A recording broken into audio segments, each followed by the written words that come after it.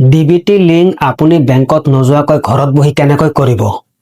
প্ৰিয় দৰ্শক, মোৰ এই ভিডিঅ'টো যদি আপোনাৰ কাৰণে উপযোগী হয় তেতিয়াহ'লে ভিডিঅ'টো শ্বেয়াৰ কৰি আপুনি আপোনাৰ টাইমলাইনত ৰাখি দিব, নহ'লে ভিডিঅ'টো আগলৈ হেৰাই যাব। আৰু আপুনি যদি ফেচবুকত ভিডিঅ'টো চাই আছে পেজটো ফ'ল' কৰি দিব, আৰু যদি ইউটিউবত চাই আছে আপুনি চেনেলটো ছাবস্ক্ৰাইব কৰি দিব।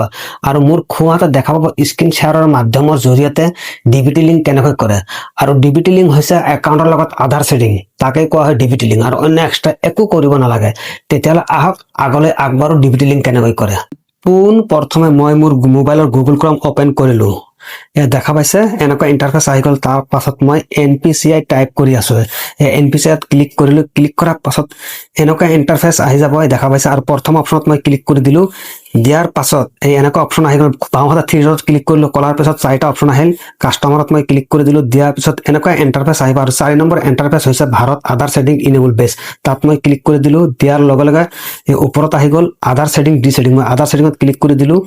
দিয়াৰ লগে এনেকুৱা ইণ্টাৰফেচ আহিব। ওপৰত আছে এণ্টাৰ ইয়ৰ আধাৰ আৰু তলত আছে ৰিকুৱেষ্ট ফৰ আধাৰ। মই আধাৰ ছেটিঙত ক্লিক কৰি দিলো।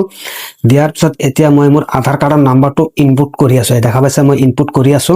আৰু ইনপুট কৰা হৈ গ'লে পেজটো স্ক্ৰল ডাউন কৰি দিম। এতিয়া মই পেজটো স্ক্ৰল ডাউন কৰি দিলো। এতিয়া চিলেক্ট বেংক, মই বেংক চিলেক্ট কৰিম। এতিয়া যিহেতু মই মোৰ ষ্টেট বেংকৰ লগত আধাৰ কাৰ্ড লিংক কৰিম, মই মোৰ বেংক বিচাৰি আছো। এয়া মই পাই গ'লো, ষ্টেট বেংক চিলেক্ট কৰিলো।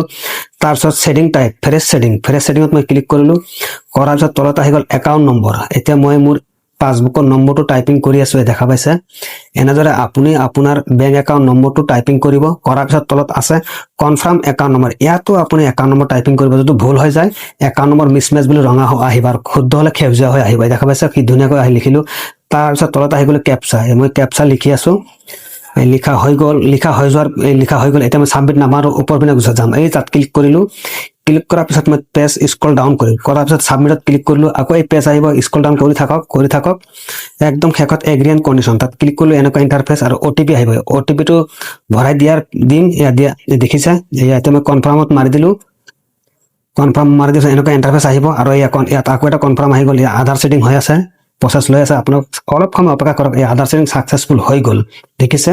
কিন্তু এটা কথা ঠিক, আপুনি এই পৰ্টেলত গৈ আপুনি আপোনাৰ আধাৰ কাৰ্ডটো বেংক একাউণ্টৰ লগত ছেটিং বা ডিবিটি কৰিব পাৰে। কিন্তু আধাৰ বেছ ট্ৰেনজেকশ্যন কৰিবলৈ হ'লে আপুনি বেংকত যাবই লাগিব, এইটো কম্পালচৰি।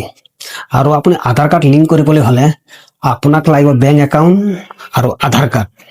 আৰু আধাৰ কাৰ্ডত যিটো মোবাইল নম্বৰ দিয়া আছে সেই মোবাইলটো আপোনাৰ লগত থাকিব লাগিব, কিয়নো সেই মোবাইল নম্বৰত OTP যায়, আৰু সেই OTPটো আপোনাক লাগিবই।